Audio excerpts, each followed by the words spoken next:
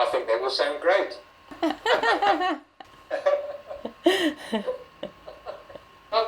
Love is, well, they're all very difficult to talk about. Love particularly.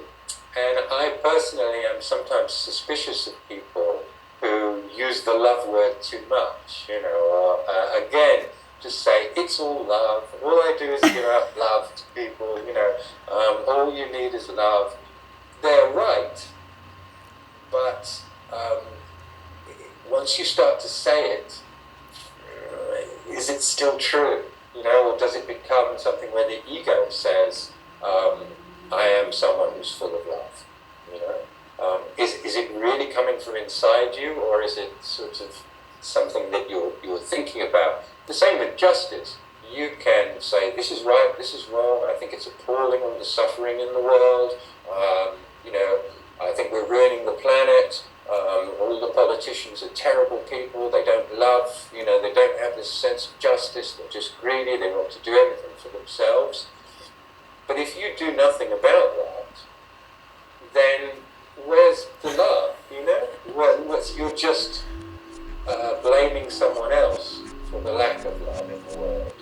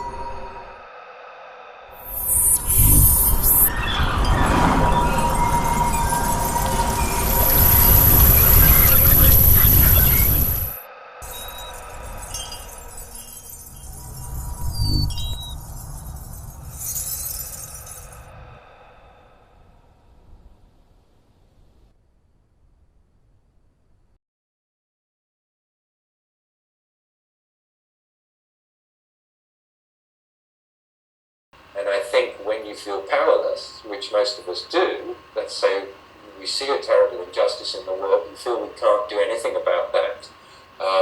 But we can, in our own personal lives, live the way, you know, we should, we want to. Which for me is simply, I want to treat people, other people, the way I want them to treat me. You know, that's it. And if you can always focus on that, then I think you will be, in a very small way, you will be making love and you will be making justice. Whether or not that affects the wider world, the big world, is another question. That depends on, you know, what you do, whether you become an activist or something.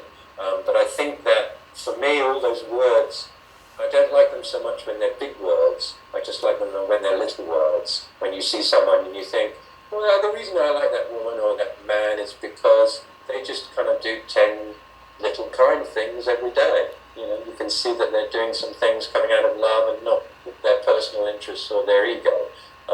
So they're all, for me, they're small things, lots of small things really, rather than another declaration of like saying, I'm spiritual, I am love. Good luck with that. Welcome to Gangamurti's garden, where the flowers of consciousness teach that enlightenment can only be found through humor.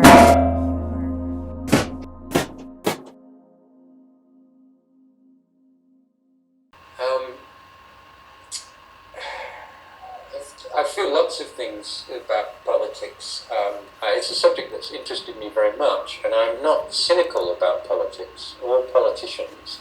I think that there are some very good people out there whose main interest is to help other people, and that they're trying to get on in the political system. The problem that they face is that you have to get power within that system to be able to change things. And when they want power, they are usually asked to make certain sacrifices for that. And the first sacrifice is when you say, I don't think we should cut these benefits for poor people. And the party boss goes, I know you feel very strongly about this, Simon. I know you disagree, but vote with me on this. And if you vote with me on this, I'll give you a job looking after the money for poor people. So by the time you get that power, you have become corrupted in some sense. And it's very difficult then to get back to that position of purity. I think the other main problem we have with this system is that we have made politics very expensive. Only millionaires can run for president, you know? Exactly. Because it costs too much money. If you are not a millionaire, then you still have to raise millions of dollars. I mean, Carly Fiorentino spent almost $1 billion trying to be governor of California. You know, this is a big problem because you then have to go to people, ask for huge amounts of money, and they want something back. If I'm a corporation and I give you $5 million, it's not $5 million for you to go away and do what you feel is right. It's $5 million so that I can ring you up and say, you've got to help us out on here. You know, there's a Clean Air Act and it's going to kill my business. You know, I'm going to lose all my profits. So don't vote for the Clean Air Act. And then you say, well, that's a matter of principle for me. I'm afraid I will have to vote against it. And they say, well, don't come back to us for any money then. So somehow we have made this very expensive. And one of the changes I would like to see is I would like to severely limit the amount of money that can be spent on any campaign. I don't think it is necessary to spend $10 for every person in the country, you know, sending out all this stuff. Because at the end of an election, we have this grotesque situation where if we had spent the publicity budget of the election on something like child poverty, we would be able to make a massive immediate difference. So it's not politics that is a problem, it is the political system that we end up with in any country.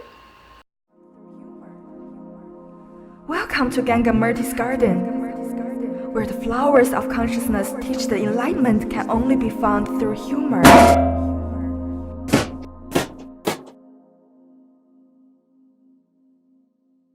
It depends what your definition of politics is.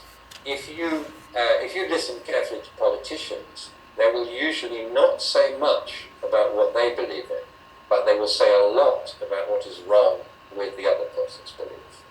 So if politics is about saying how much you disagree with other people, how wrong they are, then it cannot be about oneness. It is perfectly fine to make a distinction between the way you feel tax should be spent and the way other people feel tax should be spent. But once you start saying, I am right and they are wrong, then there is no oneness.